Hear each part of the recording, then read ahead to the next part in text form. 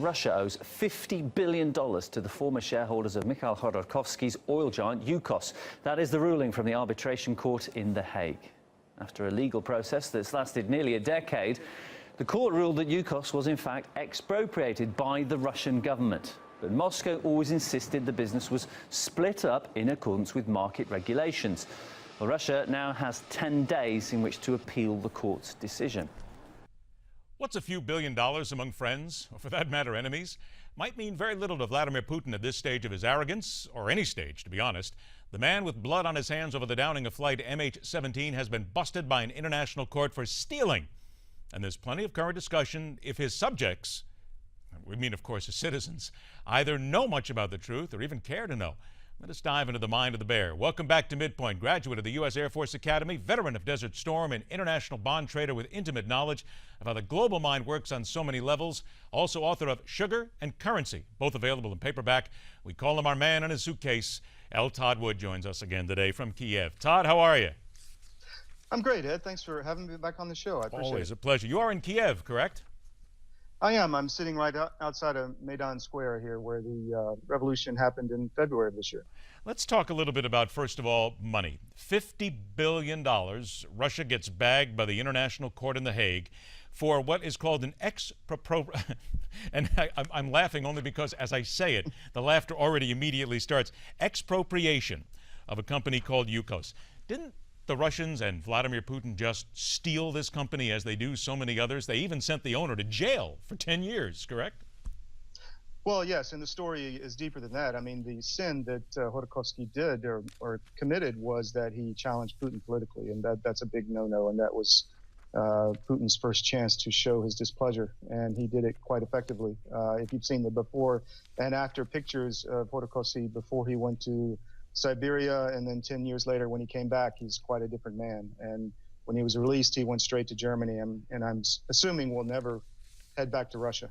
He says that he is not party to the case and is not interested in its outcome. I could imagine when you spend 10 years in prison, you don't want to be interested in much of anything anymore.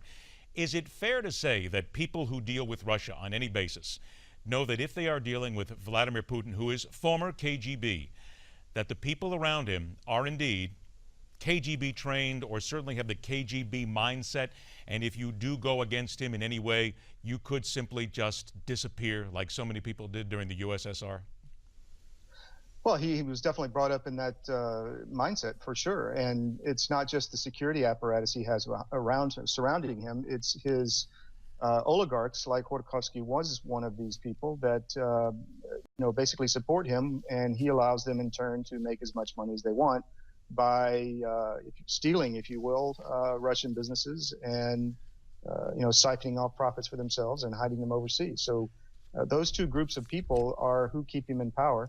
And if the U.S. wants to have an impact in Russia with their behavior in Ukraine and elsewhere, those are the people they need to go after. There was certainly a time when the USSR was here, during the Cold War, when there was a fear that someone would be just crazy enough to push the button, the one button that would start everything. And for people who are too young to remember it, it was called MAD, the MAD theory, mutually assured destruction, where there were enough missiles to basically destroy everybody and destroy your enemy and basically turn the world into a cinder.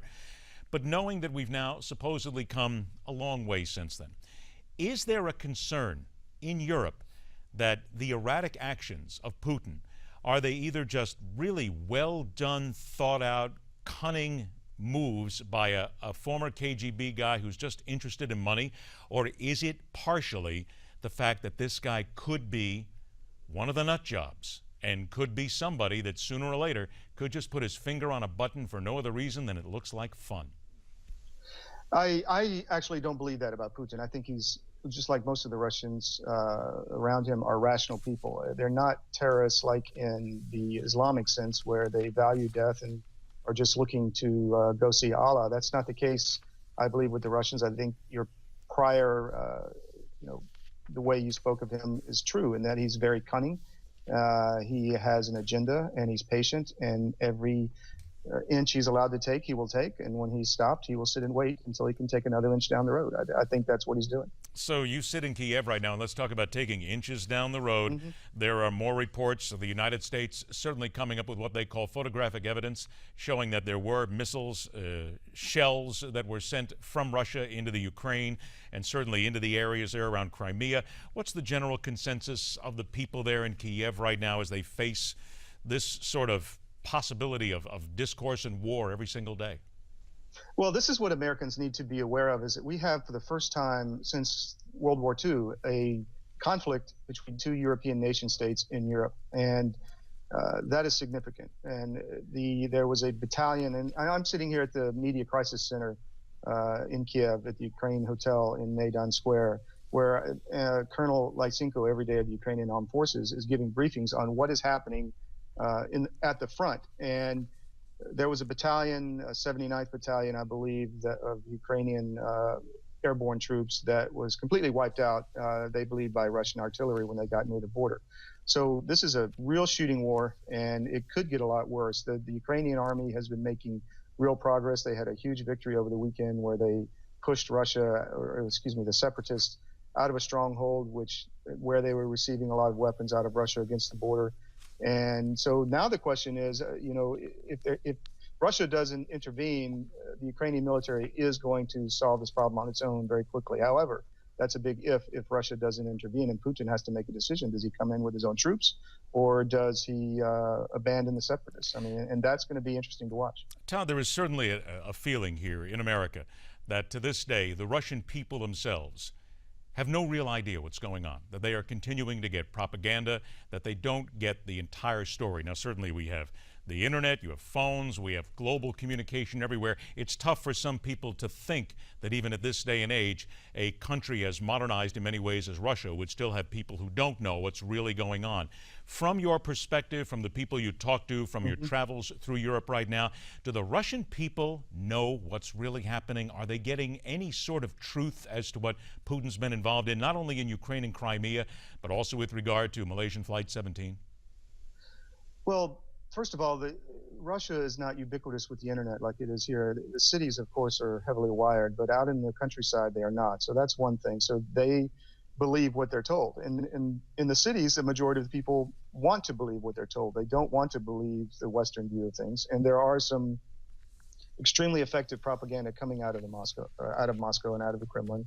They own most of the TV and radio and print outlets now in Russia.